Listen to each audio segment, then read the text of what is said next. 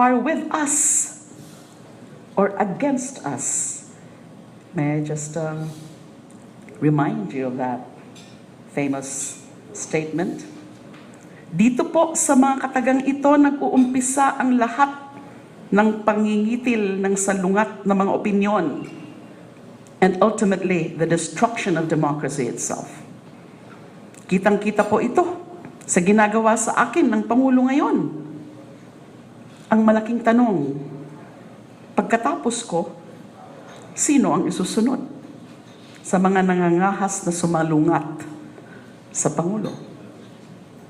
They have thrown everything against me except the kitchen sink. They have done everything except what I have been asking for, a formal charge and complaint so that I can defend myself in a fair hearing.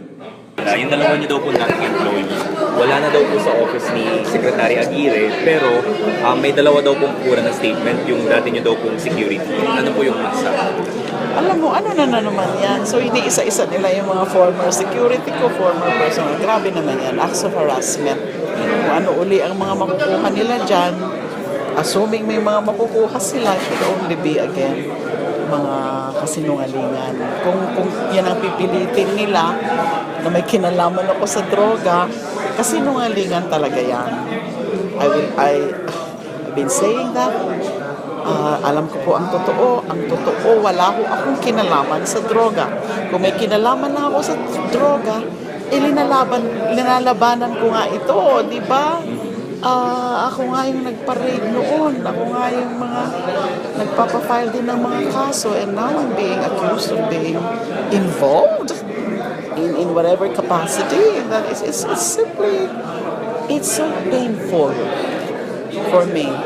I continuously get these accusations. And then yan, iniisa-isa nila mga former security, former staff. Wala ho silang makukuha sa kanila.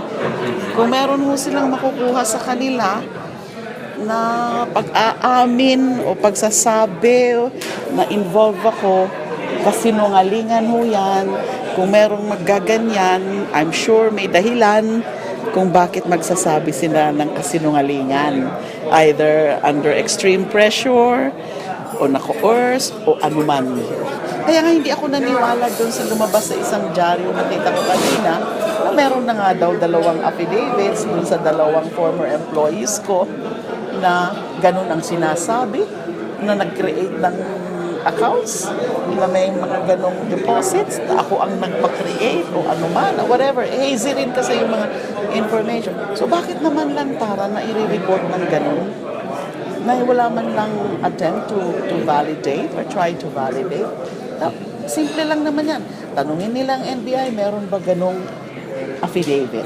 Now, kung merong affidavit, ganun ba yung laman? I don't think so. Hindi ako naniniwala na ganun ang laman. Kung totoo yan na meron na silang affidavits, hindi po kapanipaniwala yan na mag-aamin sila ng ganun tapos para lang ituro ako. In the name of this war on drugs, we are slowly but surely inching our way to the actual realities of a police state, where the government can look into your private affairs and visit, quote unquote, you in your homes even without any probable cause, without any search warrant, without any report or complaint against you or anyone of your household. I can only characterize such a situation as martial law without the formal declaration. Kaya rin po siguro pinipilit sa atin ang paglibing ni Marcos sa libingan ng mga bayani para makalimutan natin ang kasaysayan ng diktadura at martial law at para muling maging katanggap-tanggap sa atin ang mga pamamaraan ng ganitong klase ng pamamahala na atin nang isinuka at winaksi sa EDSA noong Pebrero of 1986. Sa paglibing kay Marcos sa libingan ng mga bayani ay nais nitong gobyerno na ilibing din ang mga alaala ng ating pakikipaglaban sa pag-abuso sa kapangyarihan ng isang diktador. Ang paglibing ng mga alaalang ito ay ang pagbaon sa ating kakayanan na labanan muli ang isa pang nagbabantang diktadura.